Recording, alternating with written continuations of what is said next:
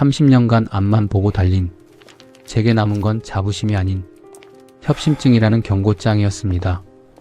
삶의 방식을 바꿔야 한다는 의사의 말에 저는 아파트 숲을 떠나 강원도 원주로 향했습니다. 전원 생활은 낭만뿐일 줄 알았지만 70만 원의 난방비와 잡초 전쟁, 그리고 생사를 가른 18분의 골든타임이라는 혹독한 현실이 저를 기다리고 있었죠. 분명 쉬운 일은 아니었습니다. 오늘은 제가 1년간 몸소 겪으며 깨달은 막연한 로망을 현실로 만드는 진짜 전원주택 이야기를 들려드립니다. 인생의 속도를 바꾼 뒤에야 비로소 보이기 시작한 것들, 제 두 번째 봄의 이야기를 지금 시작합니다. 사연 시작하기 전에 구독과 좋아요, 알림 설정 버튼 한번 눌러주세요. 평범한 사람들의 숨겨진 이야기를 매일 전해드리는 채널입니다. 저는 올해로 62, 정만수입니다. 30년 넘게 회사 하나만 바라보며 살아온 사람. 새벽 6시에 눈을 뜨고 밤 11시가 넘어야 집에 들어오는 삶. 그게 저의 일상이었고 그게 저의 자존심이었습니다. 젊었을 때부터 그랬습니다. 남들보다 1시간 일찍 출근하고 남들보다 1시간 늦게 퇴근했습니다. 회식 자리에서도 마지막까지 자리를 지켰고 주말에도 서류 가방을 놓은 적이 없었습니다. 누군가는 그런 저를 보고 일 중독이라고 했습니다. 저는 그 말이 싫지 않았습니다. 오히려 자랑스러웠습니다. 아이들 학원비 걱정에 잠 못 이루던 시절도, 부장 진급에서 한번 탈락했을 때도, 명예퇴직 바람이 불어 동료들이 하나둘 짐을 싸서 나갈 때도 저는 이를 악물고 버텼습니다. 조금만 더, 조금만 더. 그 말을 주문처럼 외우면서요. 그렇게 버티고 버텨서 드디어 은퇴가 석 달 앞으로 다가왔습니다. 솔직히 말하면 조금 뿌듯했습니다. 이제 다 왔구나. 끝까지 해냈구나. 그런 마음이었습니다. 그런데 그 무렵 회사에서 은퇴 전 마지막 건강검진을 받았습니다. 매년 받는 거라 대수롭지 않게 생각했습니다. 검진 당일에도 큰 걱정 없이 병원 가운으로 갈아입고 체열하고 심전도 찍고 평소처럼 마쳤습니다. 그런데 결과지를 받아든 순간 손이 멈췄습니다. 협심증 초기, 수면장애, 만성 피로 증후군, 낯선 단어들이 빼곡했습니다. 저는 한 줄 한 줄 천천히 읽어 내려갔습니다. 협심증? 내가? 심장이 쿵 내려앉는 느낌이었습니다. 담당 의사 선생님이 차분하게 말씀하셨습니다. 선생님, 수치들이 좋지 않아요. 지금 당장 위험한 건 아니지만 이대로 두면 언제든 악화될 수 있습니다. 저는 물었습니다. 약 먹으면 나아지지 않겠습니까? 의사 선생님은 잠시 저를 바라보다가 천천히 말씀하셨습니다. 약으로는 한계가 있어요. 삶의 방식 자체를 바꾸지 않으시면 약은 그냥 임시 방편일 뿐입니다. 진료실 문을 나오면서 저는 멍하니 복도에 서 있었습니다. 서류 가방을 손에 든 채로 한참을 지나가는 간호사도 옆에서 대기하는 환자들도 아무것도 눈에 들어오지 않았습니다. 삶의 방식을 바꿔라. 30년 동안 한 번도 생각해 본 적 없는 말이었습니다. 저는 늘 앞으로만 달렸습니다.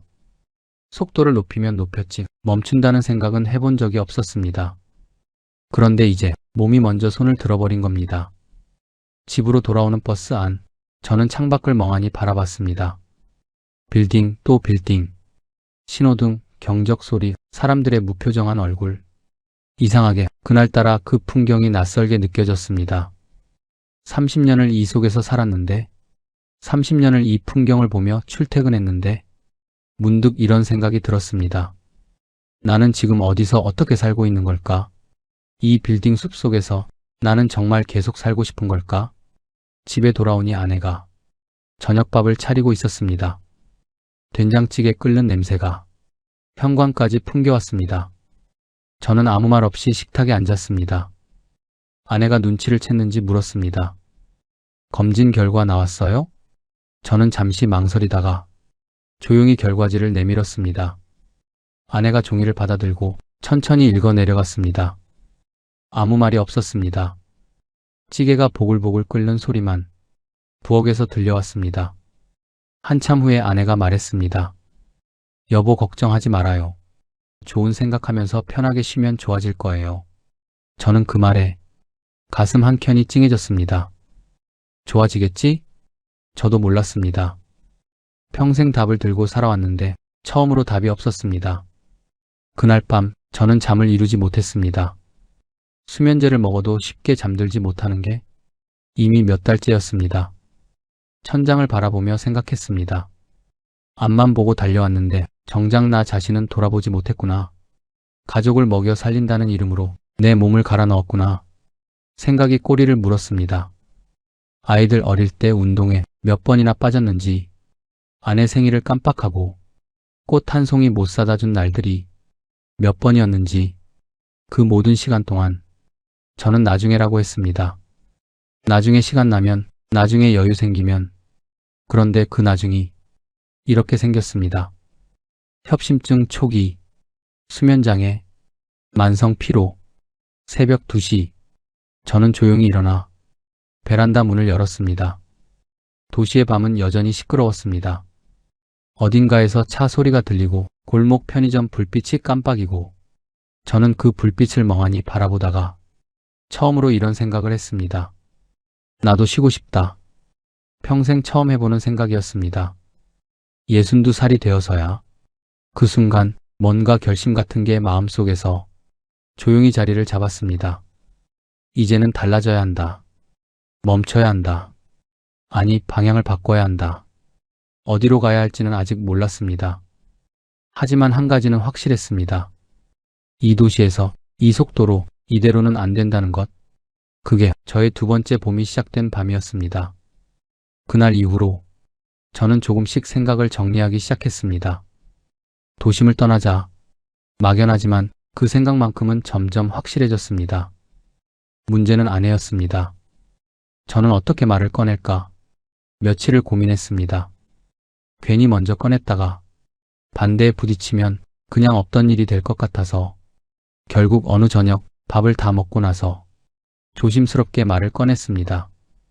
여보, 나 요즘 생각하는 게 있어. 아내가 찻잔을 내려놓으며 말했습니다. 무슨 생각이요? 저는 천천히 말했습니다. 우리 도심 떠나는 거 어떻게 생각해? 공기 좋은 데 가서 좀 쉬면서 살면 어떨까 싶어서. 잠깐의 침묵이 흘렀습니다.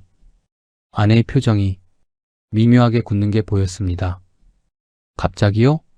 어디로요? 저는 준비해둔 말을 꺼냈습니다. 아직 정확히 어딘지는 모르겠는데 전원주택 같은 데서 살면 어떨까 해서. 아내는 바로 대답하지 않았습니다. 찻잔을 두 손으로 감싸 쥐고 잠시 생각하는 눈치였습니다. 그러더니 천천히 입을 열었습니다. 여보, 나는 반대예요. 예상은 했지만 막상 들으니 가슴이 답답했습니다. 왜? 이유가 뭔데? 아내가 말했습니다. 이유가 한두 가지가 아니에요.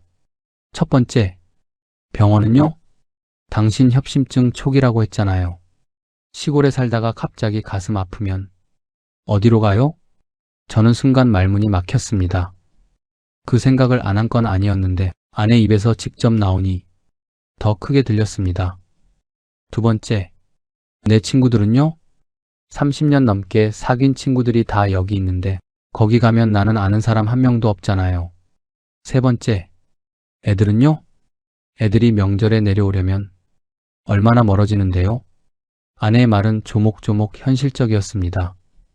저는 막연하게 자연 좋고 공기 좋고만 생각했는데 아내는 구체적인 걱정들을 머릿속에 쌓아두고 있었던 겁니다. 그날 대화는 결론 없이 끝났습니다. 아내는 더 이상 말을 잇지 않았고 저도 억지로 설득하려 하지 않았습니다. 그런데 그날 밤 저는 오히려 오기가 생겼습니다. 아내의 걱정이 맞다. 그러면 그 걱정을 하나씩 해결하면 되지. 저는 그때부터 본격적으로 조사를 시작했습니다. 노트에 아내가 말한 걱정들을 적었습니다. 1. 병원 접근성. 2. 생활 인프라. 3. 교통. 4. 사회적 관계. 그리고 그 옆에 하나씩 답을 찾아 적기 시작했습니다. 병원 문제부터였습니다. 저는 인터넷을 뒤지고 귀촌 카페를 들락거리고 지인들에게 전화를 돌렸습니다. 그러다 한 가지 조건이 눈에 들어오기 시작했습니다. 대형 병원에서 차로 20분 이내. 귀촌을 성공한 사람들이 하나같이 강조하는 조건이었습니다. 특히 60대 이상에서는 이 조건이 전원 생활의 생명선이라고 했습니다. 저는 그 조건을 기준으로 지역들을 하나씩 살펴봤습니다.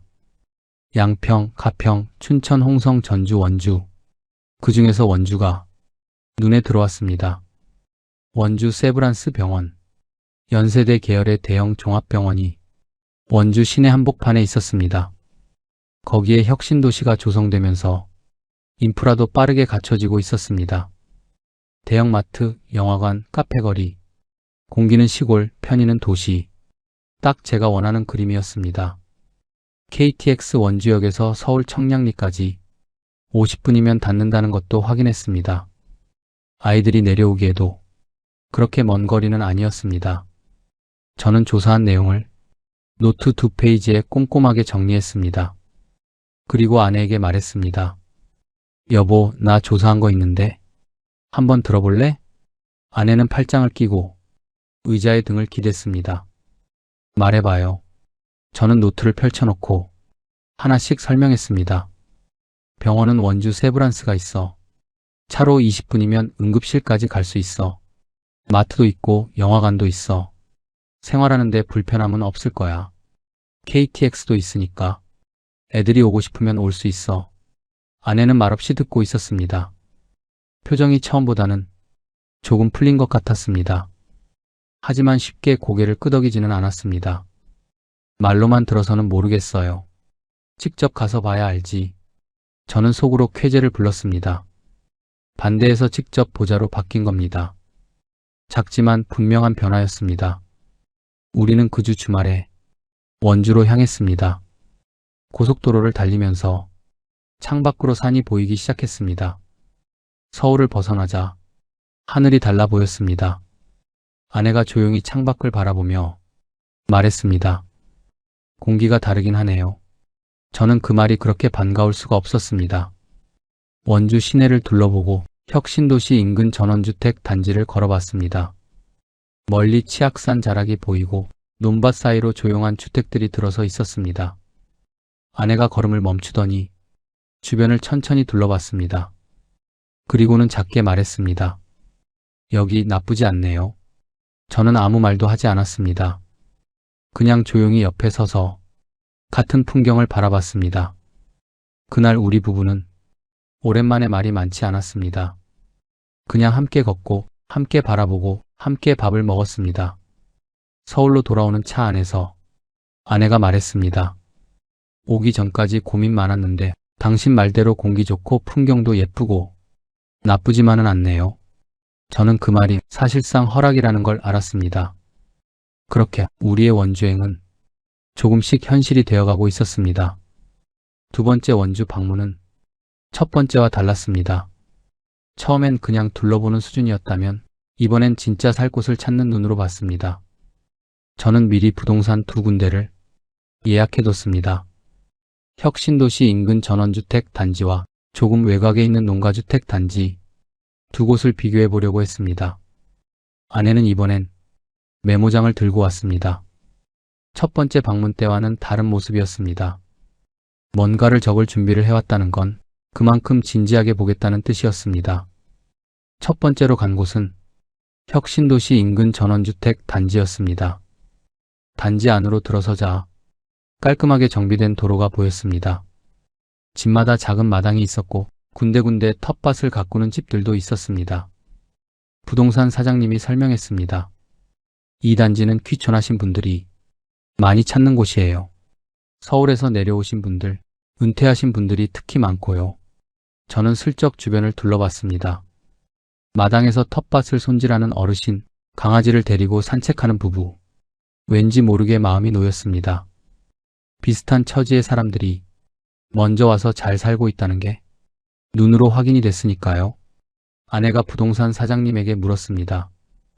여기서 병원까지는 얼마나 걸려요? 사장님이 바로 답했습니다. 원주 병원까지 차로 한 15분에서 20분 보시면 돼요. 응급실도 24시간 운영하고요. 아내가 메모장에 뭔가를 적었습니다. 저는 그 모습을 보며 속으로 안도했습니다. 사실 저도 원주 병원에 대해 미리 꼼꼼하게 알아봤습니다. 원주 세브란스 병원은 대형 종합병원입니다. 심장내과, 신경과, 정형외과 등 주요 진료 과목이 모두 갖춰져 있고 응급의료센터도 24시간 운영하고 있습니다. 특히 저처럼 질환이 있는 사람에게는 이런 대형 병원이 가까이 있다는 게 단순한 편의가 아니었습니다. 언제 무슨 일이 생길지 모르는 나이, 골든타임이라는 말 요즘 들어 부쩍 실감하고 있었습니다. 심근경색이나 뇌졸중 같은 경우 발병 후 1시간 안에 치료를 받느냐 못 받느냐가 생사를 가른다고 합니다. 도심 한가운데 살아도 교통체증에 걸리면 30분이 훌쩍 넘는 세상인데 깊은 시골에 살다가 그런 일이 생기면 어떻게 될까? 그 생각을 하면 등골이 서늘했습니다. 원주는 달랐습니다. 시골처럼 조용하고 공기 좋은 곳에 살면서도 대형 병원까지 20분이면 닿는다. 저에게 원주를 선택한 가장 큰 이유였습니다. 두 번째로 간 곳은 조금 외곽에 있는 농가주택 단지였습니다. 풍경은 훨씬 더 아름다웠습니다. 논이 펼쳐지고 멀리 치악산이 병풍처럼 둘러싸고 있었습니다. 그런데 부동산 사장님이 말했습니다. 여기서 원주 시내까지는 한 40분 잡으셔야 해요. 겨울에 눈 오면 길이 막혀서 더 걸릴 수도 있고요. 저는 아내를 봤습니다. 아내도 저를 봤습니다. 둘 다 말은 안 했지만 같은 생각을 하고 있다는 걸 알았습니다. 풍경은 좋지만 여기는 아니다. 귀촌을 꿈꿀 때는 풍경만 봅니다. 하지만 막상 살아가야 할 때는 풍경보다 거리가 더 중요합니다. 특히 우리 나이에는요. 결국 우리는 혁신도시 인근 전원주택 단지로 마음을 굳혔습니다. 집을 고르는 것도 생각보다 시간이 걸렸습니다. 처음에 본 집은 마당이 너무 넓었습니다. 아내가 말했습니다. 저 마당 다 관리할 수 있겠어요? 풀 뽑다가 허리 나가겠다. 두 번째 집은 단열이 걱정됐습니다. 지은 지 오래된 집이라 강원도 겨울을 버틸 수 있을지 자신이 없었습니다. 세 번째 집에서 우리는 걸음을 멈췄습니다. 마당은 적당한 크기였습니다. 텃밭을 조금 일굴 수 있을 만큼, 그러나 감당 못할 만큼 넓지는 않은 남향이라 햇볕이 잘 들었고 창밖으로 멀리 산이 보였습니다. 아내가 거실에 서서 창밖을 한참 바라봤습니다. 그리고는 말했습니다. 여기 햇볕 좋다. 저는 그 말이 결정이라는 걸 알았습니다. 아내가 햇볕 얘기를 하면 마음이 움직인 겁니다. 30년 넘게 같이 산 사람이니까요. 계약서에 도장을 찍는 날 저는 손이 살짝 떨렸습니다. 설레는 건지 긴장되는 건지 아마 둘 다였을 겁니다. 집으로 돌아오는 차 안에서 아내가 조용히 말했습니다. 잘하는 거 맞겠죠? 저는 잠시 생각하다가 말했습니다. 모르지. 근데 아내 보면 더 모르잖아. 아내가 작게 웃었습니다. 그 웃음 하나가 저에게는 큰 힘이 됐습니다. 이제 진짜 시작이었습니다. 이삿 날은 10월 중순이었습니다. 하늘이 높고 맑은 날이었습니다. 트럭에 짐을 싣고 30년 살던 서울 아파트를 나서는데 이상하게 발걸음이 무거웠습니다. 엘리베이터 문이 닫히는 순간 아내가 조용히 말했습니다. 이 집에서 애들 다 키웠네요. 저는 아무 말도 못했습니다. 그냥 아내 손을 한번 꼭 쥐었습니다. 원주까지 오는 길은 생각보다 빨랐습니다. 2시간도 채 안 걸렸습니다. 새 집에 도착해서 대문을 처음 열었을 때 가을 햇볕이 마당 가득 쏟아지고 있었습니다. 아내가 마당에 서서 사방을 둘러보더니 말했습니다. 생각보다 넓네요. 저는 뿌듯했습니다. 드디어 해냈다는 기분, 새로운 시작이라는 설렘, 그날만큼은 걱정보다 기대가 훨씬 컸습니다. 그런데 현실은 생각보다 빠르게 찾아왔습니다. 이사한 지 사흘째 되던 날 보일러 업체 사람이 왔습니다. 이 점검을 맡겼는데 결과가 좋지 않았습니다. 배관이 많이 낡았어요. 이번 겨울 나시려면 교체하시는 게 나을 것 같습니다. 견적서를 받아 들었습니다. 180만 원. 저는 속으로 한숨을 삼켰습니다. 이사 비용에 이것저것 쓰고 나서 나온 첫 번째 청구서가 180만 원이었습니다. 아내는 견적서를 보더니 말없이 부엌으로 들어갔습니다. 그게 끝이 아니었습니다. 일주일 후 이번엔 지붕 문제가 생겼습니다. 비가 온 다음 날 다용도실 천장에서 물이 새기 시작했습니다. 방수 업체를 불렀더니 이렇게 말했습니다. 지붕 방수 처리가 많이 떠 있어요. 전체적으로 다시 하셔야 할 것 같습니다. 견적은 250만 원이었습니다. 저는 그날 저녁 혼자 마당에 앉아서 한참을 멍하니 있었습니다. 이사 온 지 열흘 만에 430만 원이 나갔습니다. 계획에 없던 돈이었습니다. 나중에 알고 보니 이건 전원주택 이사 초기에 거의 누구나 겪는 일이었습니다. 아파트는 관리비 안에 건물 관리가 다 포함되어 있습니다. 그런데 전원주택은 다릅니다. 보일러, 지붕, 배관, 담장, 마당 모든 것이 내 책임입니다. 귀촌 선배들이 말하는 전원주택 첫 해 비상금 최소 500만 원에서 1000만 원은 따로 준비해 두라는 말이 괜한 소리가 아니었습니다. 저는 그때부터 생각을 바꿨습니다. 이건 예상치 못한 지출이 아니다. 전원주택 생활을 시작하기 위한 초기 투자다. 마음을 고쳐먹으니 조금 나았습니다. 그 다음으로 신경 쓴 건 텃밭이었습니다. 마당 한쪽에 조그맣게 텃밭을 만들고 싶었습니다. 상추도 심고 고추도 심고 방울토마토도 심어보고 싶었습니다. 그런데 막상 시작하려니 맨 땅이 문제였습니다. 흙이 너무 단단하게 굳어 있어서 삽으로 파기가 쉽지 않았습니다. 결국 조그만 경운기를 하루 빌리고 흙을 부드럽게 만드는 작업을 했습니다. 거기에 퇴비도 사야 했고 모종도 사야 했습니다. 텃밭 조성에만 70만 원 가까이 들었습니다. 아내가 옆에서 보다가 한마디 했습니다. 마트에서 상추 사 먹는 게 훨씬 싸겠다. 저는 웃을 수밖에 없었습니다. 틀린 말이 아니었으니까요. 하지만 저는 이렇게 생각했습니다. 텃밭은 채소를 얻으려고 하는 게 아니다. 흙을 만지고 물을 주고 싹이 나오는 걸 보는 그 과정 자체가 저에게는 필요한 것이다.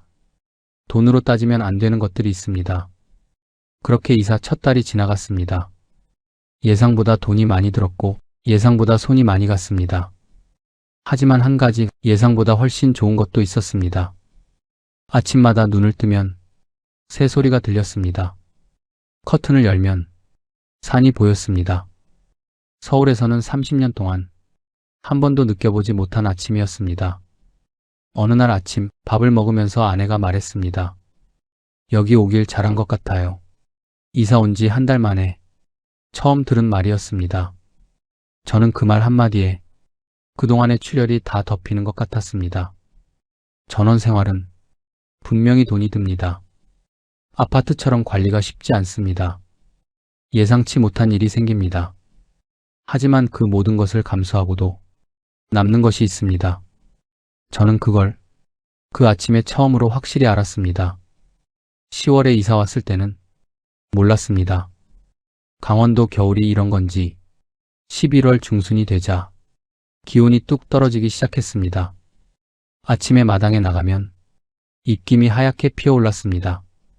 저는 속으로 생각했습니다. 뭐 춥겠지. 겨울이니까. 그런데 막상 12월이 되자 이건 제가 알던 겨울이 아니었습니다. 영하 10도, 영하 12도. 강원도 내륙의 겨울은 서울과 차원이 달랐습니다. 아침에 수도꼭지를 틀었더니 물이 안 나왔습니다. 수도관이 얼어버린 겁니다. 아내가 당황해서 말했습니다. 여보, 물이 안 나와요. 저는 급하게 인터넷을 찾아봤습니다. 수도관 동파, 전원주택 겨울 단골 사고였습니다. 헤어드라이어로 수도관을 녹이고 보온재를 추가로 감았습니다. 한겨울 아침부터 땀을 뻘뻘 흘렸습니다. 그리고 그달 말 가스비 고지서가 날아왔습니다. 저는 고지서를 보고 눈을 의심했습니다. 51만 원. 아파트에 살 때는 난방비, 관리비, 공용전기료 다 합쳐서 25만 원 안팎이었는데 여기는 가스비 하나만 51만 원이었습니다. 아내가 고지서를 보더니 말했습니다. 이거 잘못 나온 거 아니에요? 잘못 나온 게 아니었습니다. 전원주택은 아파트와 구조가 다릅니다. 아파트는 위아래 옆집이 서로 열을 나눠 갔습니다. 그런데 전원주택은 사방이 외벽입니다. 열이 빠져나가는 면적이 몇 배는 넓습니다. 거기에 강원도 내륙의 혹독한 추위까지 더해지니 난방비가 폭발하는 건 당연한 일이었습니다. 저는 그때 이사 오기 전에 한 가지를 준비해 둔 게 정말 다행이라고 생각했습니다. 태양광 패널이었습니다. 이사 오기 전 지붕에 가정용 태양광 패널을 설치했습니다. 3kW 용량이었습니다. 설치 비용은 총 350만 원이었는데 정부 보조금을 받아서 실제로 제가 낸 돈은 180만 원이었습니다. 당시 아내는 말했습니다. 이사도 하기 전에 왜 벌써 그걸 달아요? 저는 말했습니다. 겨울 나려면 미리 달아야 해. 그 결정이 옳았습니다. 태양광 패널 덕분에 전기료가 거의 나오지 않았습니다. 한겨울에도 월 전기료가 2만 원대였습니다. 거기에 태양광으로 생산한 전기로 전기 히터를 보조 난방으로 돌리니 가스 사용량도 조금 줄었습니다. 만약 태양광이 없었다면 가스비에 전기료까지 더해져서 한 달 에너지 비용이 70만 원을 훌쩍 넘었을 겁니다. 그래도 51만 원은 부담이었습니다.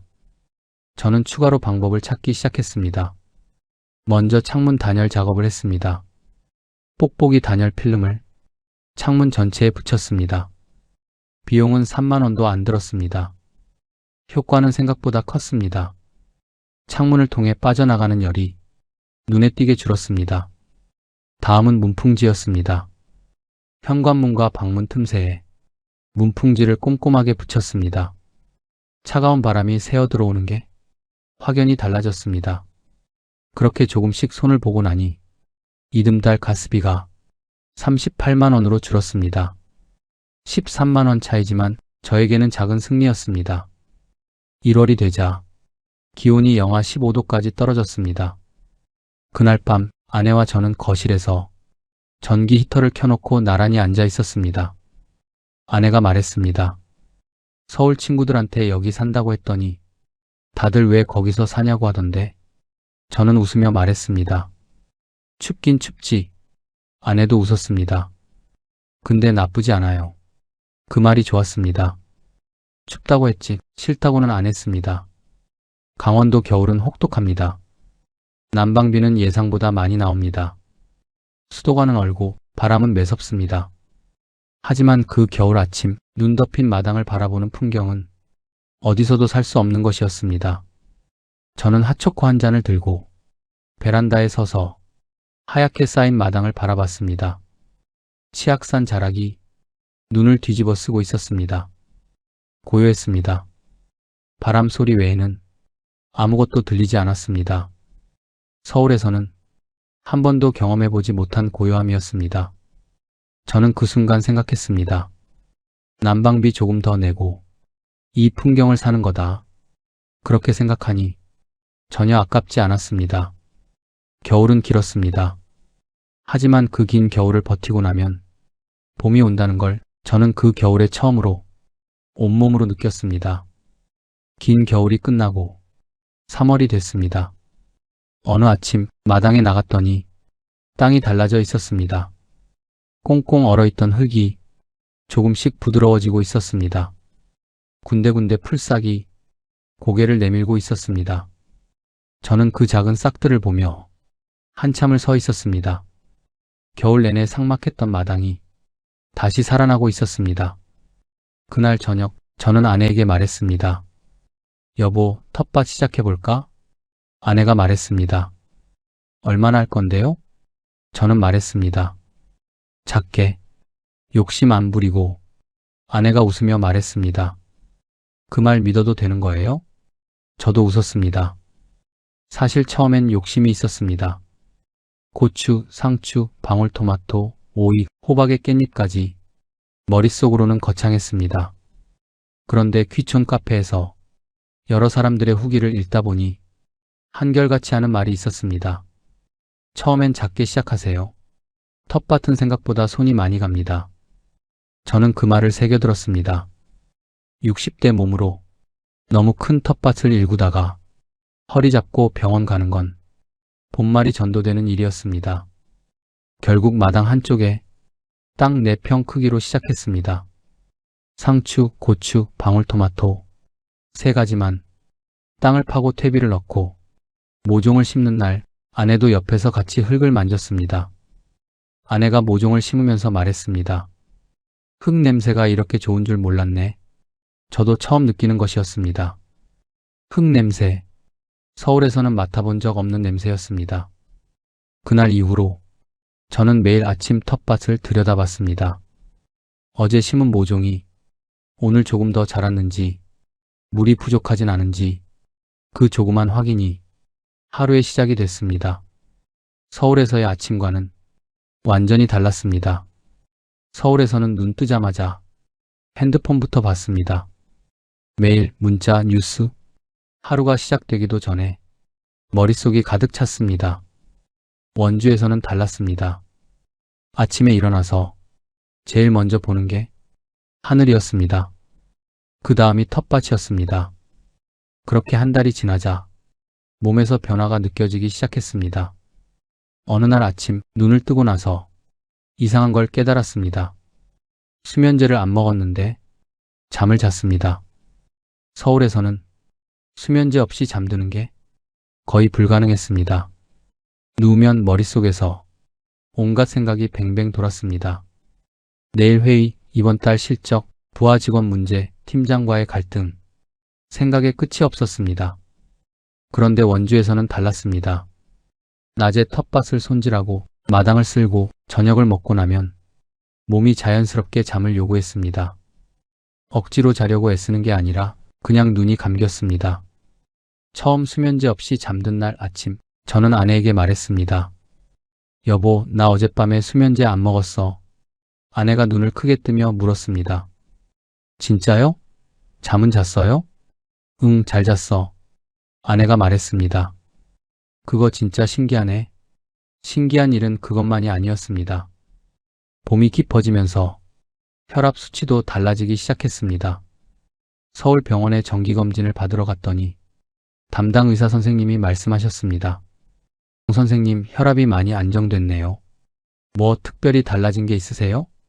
저는 웃으며 말했습니다. 이사했습니다. 원주로요. 의사 선생님도 웃으셨습니다. 그게 약보다 나을 수 있어요. 그 말이 오래 기억에 남았습니다. 약보다 낫다. 그런데 봄이 지나고 여름이 되자 텃밭의 표정이 달라졌습니다. 잡초가 무섭게 자라기 시작했습니다. 이틀만 안 들여다봐도 상추 사이에 잡초가 빼곡히 들어차 있었습니다. 저는 매일 아침 쪼그려 앉아서 잡초를 뽑았습니다. 처음엔 괜찮았습니다. 그런데 일주일이 지나자 허리에서 신호가 왔습니다. 아침에 일어나는데 허리가 뻣뻣했습니다. 쪼그려 앉았다가 일어서는 게 쉽지 않았습니다. 아내가 보다가 말했습니다. 여보, 그만해요. 건강하러 온 사람이 허리 나가면 어떡해요? 저도 알았습니다. 이대로 가다간 잡초 때문에 병원 신세를 질 것 같았습니다. 저는 그때부터 방법을 찾기 시작했습니다. 귀촌 카페를 뒤지고 이웃 어르신들에게 물어봤습니다. 그러다 알게 된 것이 멀칭이었습니다. 멀칭은 간단합니다. 작물 주변 흙을 검은 비닐이나 지프로 덮어두는 겁니다. 햇볕이 차단되니 잡초가 자라지 못합니다. 흙 속 수분도 유지되니 물을 주는 횟수도 줄어듭니다. 저는 바로 실행에 옮겼습니다. 검은 멀칭 비닐을 사다가 텃밭 전체에 덮었습니다. 효과는 놀라웠습니다. 잡초가 거의 나오지 않았습니다. 매일 쪼그려 앉아 뽑던 게 일주일에 한 번 정도로 줄었습니다. 허리 통증도 자연스럽게 사라졌습니다. 거기에 하나를 더 추가했습니다. 자동 점적 호수였습니다.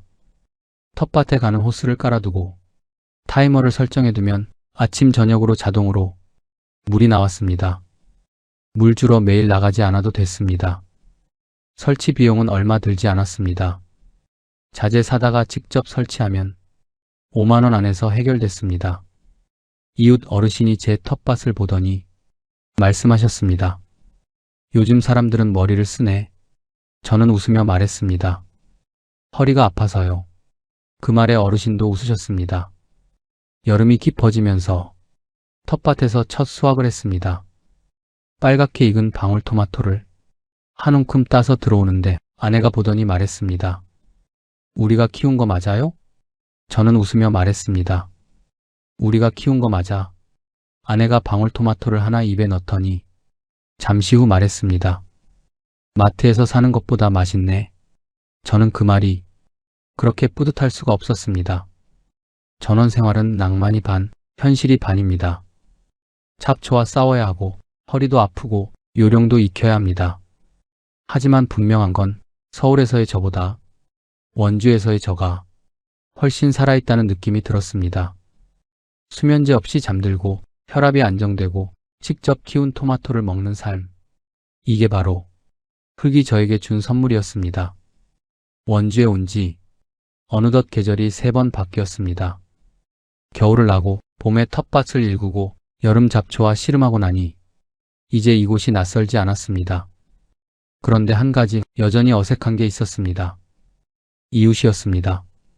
처음 이사 왔을 때 옆집 어르신께 인사를 드렸는데 짧게 고개만 끄덕이고 안으로 들어가 버리셨습니다. 그 뒤로도 마주치면 눈인사 정도는 하셨지만 딱히 말을 걸어오시지는 않았습니다. 아내가 말했습니다. 외지인이라고 경계하는 건 아닐까요? 저는 말했습니다. 그냥 원래 말수가 적으신 분일 거야. 속으로는 솔직히 조금 신경이 쓰였습니다. 도시에서는 옆집에 누가 사는지 몰라도 됐습니다. 인사 안 해도 그만이고 마주쳐도 모른 척해도 됐습니다. 그런데 시골은 달랐습니다. 좁은 골목, 공동으로 쓰는 수로 같이 치워야 하는 눈, 이웃과의 관계가 도시보다 훨씬 가까이 맞닿아 있었습니다. 저는 고민하다가 먼저 움직이기로 했습니다. 텃밭에서 상추가 한참 잘 자라고 있을 때였습니다. 아무리 먹어도 남을 만큼 상추가 올라왔습니다. 저는 상추를 한 봉지 가득 담아서 옆집 대문을 두드렸습니다. 어르신이 나오셨습니다. 저는 봉지를 내밀며 말했습니다. 저희 텃밭에서 키운 건데요. 저희 둘이 다 못 먹어서요. 드셔보세요. 어르신이 봉지를 받아들고 한참 보시더니 말씀하셨습니다. 직접 키웠어? 저는 말했습니다. 네, 올봄에 처음 심어봤습니다. 어르신이 작게 웃으셨습니다. 초보티 나네. 그러더니 잠깐 기다리라고 하시고는 안으로 들어가셨습니다. 잠시 후 오이 3개를 들고 나오셨습니다. 우리 밭에서 딴 거야. 가져가. 저는 그 오이 3개가 그렇게 반가울 수가 없었습니다. 채소 교환이 아니었습니다. 마음의 담장이 조금 낮아진 순간이었습니다. 그 뒤로 조금씩 달라졌습니다. 어르신이 마당에 나와 계실 때 가끔 말을 걸어오셨습니다. 텃밭에 물은 잘 주고 있어? 고추는 거름을 좀 더 줘야 해. 저는 그 짧은 말 한마디 한마디가 다 고마웠습니다. 아내도 조금씩 마을에 스며들기 시작했습니다. 어느 날 아내가 들어오더니 말했습니다. 여보, 나 오늘 마을 부녀회 모임 갔다 왔어요. 저는 깜짝 놀랐습니다. 언제 부녀회를 알았어? 아내가 말했습니다. 아랫집 아주머니가 같이 가자고 하셔서요. 아내는 그날 이후로 한 달에 한두 번 부녀회 모임에 나갔습니다. 처음엔 말수가 적었다고 했습니다. 낯선 사람들 사이에서 어색하고 조심스러웠다고. 그런데 2번, 3번 가다 보니 조금씩 얼굴이 익어갔다고 했습니다. 어느 날 저녁 아내가 웃으며 들어왔습니다. 손에 뭔가를 들고 있었습니다. 옆마을 김 여사님이 직접 담근 김치라고 주셨어요. 저는 그 김치 한 통이 무슨 훈장처럼 느껴졌습니다. 저도 나름대로 방법을 찾았습니다.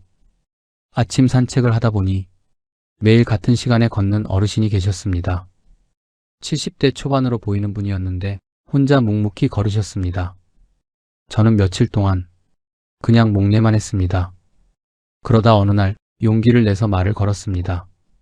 어르신, 매일 이 시간에 걸으시네요. 어르신이 멈추더니 말씀하셨습니다. 10년째야. 저는 말했습니다. 저도 건강 때문에 내려왔습니다.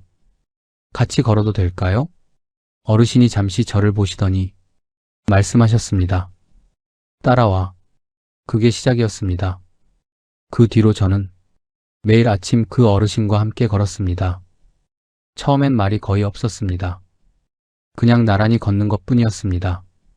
그런데 한 달쯤 지나자 어르신이 먼저 말을 걸기 시작하셨습니다. 이 동네 역사 이야기, 어느 집 텃밭이 잘 된다는 이야기, 겨울에 어디 길이 미끄럽다는 이야기. 저는 그 이야기들이 다 살아있는 정보였습니다. 몇 년을 살아야 알 수 있는 것들을 그 어르신 덕분에 빠르게 익혀갔습니다. 귀촌 전에 이웃 관계가 걱정이었습니다. 텃세는 없을지, 외지인 취급은 안 받을지. 직접 살아보니 텃세보다 무서운 건 따로 있었습니다. 먼저 다가가지 않는 것, 기다리기만 하는 것. 시골 어르신들은 낯선 사람에게 먼저 손 내미는 법이 없습니다. 그게 텃세가 아니라 원래 방식인 겁니다. 먼저 인사하고 작은 것을 나누고 꾸준히 얼굴을 비추는 것. 그게 담장을 넘는 유일한 방법이었습니다. 여름이 끝나갈 무렵 저는 마당에 앉아서 골목을 바라봤습니다. 옆집 어르신이 마당에서 뭔가를 손질하고 계셨습니다. 저와 눈이 마주치자 이번엔 먼저 손을 트셨습니다. 저는 그 손짓 하나에 가슴이 따뜻해졌습니다. 이제 이곳은 낯선 곳이 아니었습니다. 저의 동네였습니다. 가을이 깊어지던 어느 날 밤이었습니다. 원주에 온 지 꼭 1년이 되던 무렵이었습니다. 저는 평소처럼 일찍 잠자리에 들었습니다. 수면제 없이 잠드는 게 이제는 당연한 일이 됐습니다. 그런데 새벽 2시쯤 잠에서 깼습니다. 처음엔 그냥 잠이 깬 줄 알았습니다. 그런데 가슴 한가운데가 묵직하게 눌리는 느낌이 들었습니다. 소화가 안 되나? 저는 일어나 앉아봤습니다. 그런데 통증이 사라지지 않았습니다. 오히려 조금씩 더 강해졌습니다. 식은땀이 났습니다. 왼쪽 팔이 저리기 시작했습니다. 그 순간 머릿속에 한 단어가 떠올랐습니다. 협심증. 저는 아내를 흔들어 깨웠습니다. 여보, 나 가슴이 이상해.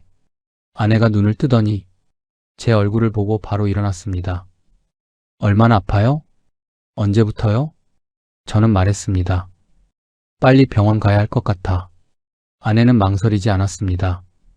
재킷을 걸치고 차 키를 짚고 저를 부축해서 현관을 나섰습니다. 새벽 2시의 원주는 조용했습니다. 아내가 운전대를 잡았습니다. 평소에 운전을 잘 안 하는 아내였는데 그날 밤만큼은 달랐습니다. 차가 골목을 빠져나가 큰 도로로 접어들었습니다. 저는 조수석에 앉아서 숨을 고르며 생각했습니다. 정말 잘했다. 원주 세브란스까지 가는 길, 아내와 몇 번이고 같이 다니며 익혀둔 길이었습니다. 귀촌하기 전부터 저는 아내에게 말해뒀습니다. 응급 상황이 생기면 바로 세브란스 응급실로 가야 해. 낮이든 밤이든 길 헷갈리면 안 돼. 그래서 일부러 병원 가는 날마다 아내가 운전했습니다. 낮에도 저녁에도 그 길을 몸에 익혀두려고. 그 준비가 그날 밤 빛을 발했습니다. 차가 병원 응급실 입구에 멈췄습니다. 시계를 보니 집에서 나온 지 18분이었습니다. 응급실 문이 열리고 의료진이 나왔습니다. 저는 휠체어에 실려 안으로 들어갔습니다. 심전도를 찍고 피를 뽑고 의사 선생님이 왔습니다. 급성 협심증입니다. 빨리 오셨네요. 조금만 늦었으면 위험할 수 있었어요. 그 말을 들으며 저는 눈을 감았습니다. 천장의 형광등 불빛이 눈꺼풀 너머로 느껴졌습니다. 다행이다. 처치를 받고 안정을 찾아가면서 저는 아내 손을 찾았습니다. 아내가 제 손을 꼭 쥐었습니다. 아무 말도 하지 않았습니다. 그냥 그렇게 손을 잡고 있었습니다. 나중에 아내가 말했습니다. 운전하면서 손이 떨렸어요. 근데 이상하게 길은 하나도 안 헷갈렸어. 저는 말했습니다. 연습한 보람이 있네. 아내가 피식 웃었습니다. 눈가가 빨개져 있었습니다. 사흘 후 저는 퇴원했습니다. 집으로 돌아오는 길, 차장 밖으로 원주 시내가 보였습니다. 익숙해진 풍경이었습니다. 마트, 카페, 은행, 그리고 그 너머로 치악산 자락이 보였습니다. 저는 그 풍경을 바라보며 생각했습니다. 여기 오길 잘했다. 만약 서울에 그대로 살았다면, 만약 깊은 시골로 갔다면 그날 밤이 어떻게 됐을지 생각하면 아직도 아찔합니다. 집에 돌아와서 마당에 나섰습니다. 가을 햇볕이 따뜻하게 내리쬐고 있었습니다. 텃밭의 고추는 빨갛게 익어 있었고 마당 한켠 국화가 노랗게 피어 있었습니다. 저는 마당 의자에 앉아서 한참을 그 풍경을 바라봤습니다. 아내가 따뜻한 차를 들고 나왔습니다. 옆에 앉더니 말했습니다. 여보, 우리 정말 잘 왔죠? 저는 말없이 고개를 끄덕였습니다. 잘 왔습니다. 정말로 30년을 앞만 보고 달렸습니다. 빠르게, 더 빠르게. 멈추면 지는 것 같아서 한 번도 속도를 줄이지 않았습니다. 그런데 이제는 압니다. 인생은 빠르게 달리는 게 전부가 아닙니다. 안단테, 느리게 그러나 충실하게. 음악에서 안단테는 가장 느린 빠르기가 아닙니다. 걷는 속도, 사람이 걸어가는 그 속도로 연주하라는 뜻입니다. 저는 이제야 그 속도로 살고 있습니다. 아침에 눈을 뜨면 새소리가 들립니다. 텃밭에 나가 흙을 만집니다.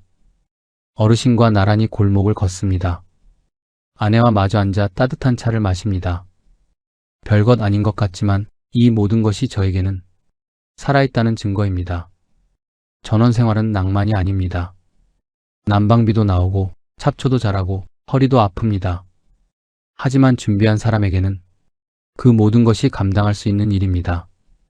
병원 접근성을 확인하고 에너지 비용을 대비하고 이웃과 천천히 관계를 쌓고 비상 상황에 대비해 두는 것. 그 현실적인 준비들이 두 번째 봄을 가능하게 합니다.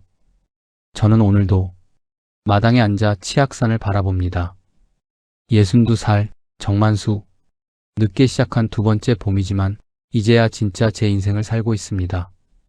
안단테로, 느리지만 충실하게. 여러분의 노후에 평안이 깃들기를 진심으로 기원합니다. 끝까지 시청해 주셔서 감사합니다.